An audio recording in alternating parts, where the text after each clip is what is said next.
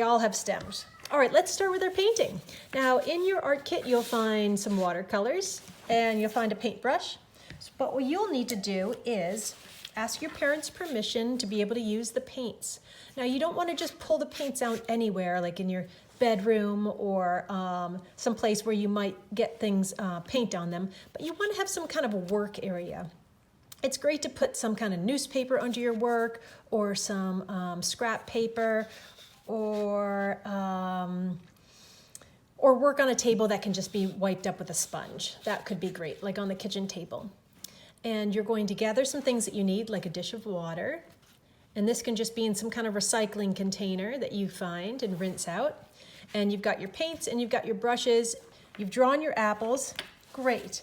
Now, if you would like to go around your edges of your apples with a crayon, that sometimes can help sort of keep the paint from spreading out too much, because the wax and the crayons and the water and the paint, they don't mix. So it's almost like a wall that will keep your paint from going outside of it, depending on how much paint you put on the paper. You could outline one in green, since there's green apples, or yellow apples if you'd like. There's not really orange apples, although these kind of do have kind of an orangey hue because you've got the yellow and the red mixing in here to have kind of an orangey color. So maybe just for fun, I'll outline one of my apples with yellow. Okay, come through. And when I say outline, I mean go around the pencil lines that you've already drawn with the crayon. And I'm going to take a green crayon and do some of these leaves. And I'm going to take a different color green and do another leaf for variety. Variety makes everything interesting in life, boys and girls. Isn't it nice sometimes when you have a meal and you have a different variety of things to eat in the meal? Maybe you have some beans and rice and some kind of protein and some salad, or maybe for your art project you're going to draw 3 different colors of apples. Variety is a fun and wonderful way to make your artwork really interesting.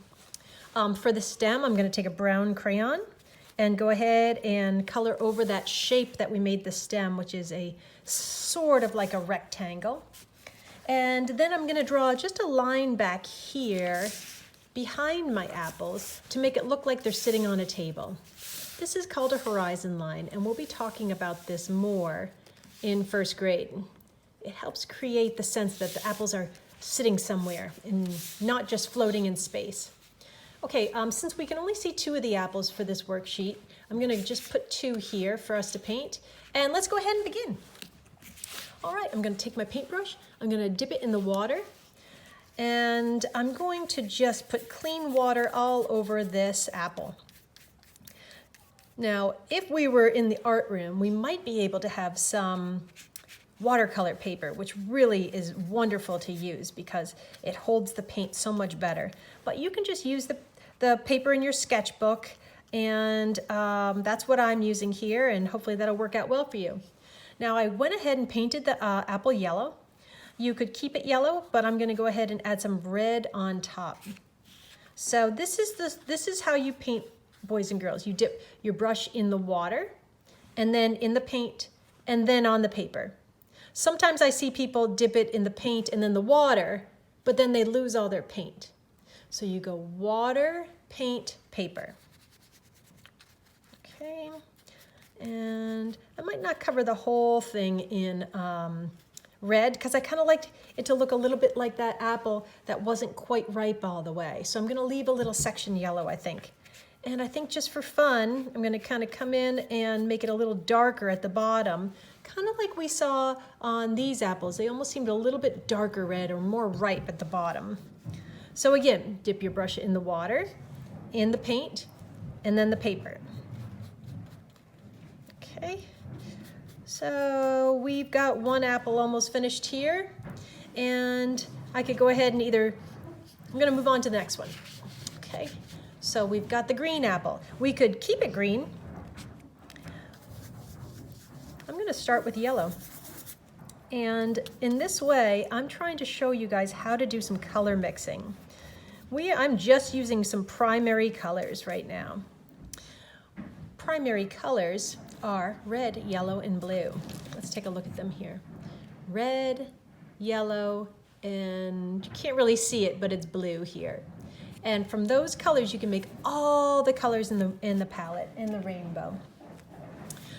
So if I wanted to make this a green apple, I could go ahead and do a little experiment. Dip my brush in the water, dip my brush in the paint, and just get the tiniest bit of blue, just the tiniest bit, and come through and see if I can make green on here. But you only can use a tiny bit, or else your apple's gonna become blue. And boys and girls, we all know there's no blue apples. Not that I know of on this planet. So you can try it and see if it works. See if you can make a green apple by mixing a little bit of blue on there, but it is kind of tricky. So after you have a little experiment, you can go ahead and use the green paint if you'd like to make a green apple. First, you can try to make green by mixing which two colors? That's right, the blue and the yellow. Azul amarillo. You can mix those together to make verde, or green. Okay, so let's go on to the leaves. Now for the leaves, boys and girls, you're gonna go ahead and you can try to mix green again if you want by doing a little bit of yellow and just a touch of blue and see if that'll work to make a green color. It should work, but what I'm thinking, boys and girls, is it might end up getting a little too blue because you might be so excited to use the blue, you use a lot of it. I'm just dipping my brush in just a tiny bit for a little speck of blue so that I can try to make green. Which two colors make green? Yep, you got it. The yellow and the blue mixed together. Okay, so let's go on to that last apple just so we can see how to make orange. And we're gonna go ahead and paint it yellow. Okay, paint it yellow. And while the yellow's still wet, come in and grab a little bit of red and let's see if we can make a little bit of orange. This is usually easier to mix paint when we have a different kind of paint, but since you don't have that at home, we're trying it with the watercolors. And I think it did get a little bit orange here. And then you can go ahead and either keep your apple orange, or you can make it a red apple with a little bit of the yellowish orange coming through, like my Honey Crisps here. What's your favorite kind of apple, boys and girls? It's apple season. Okay, so we've got our apples.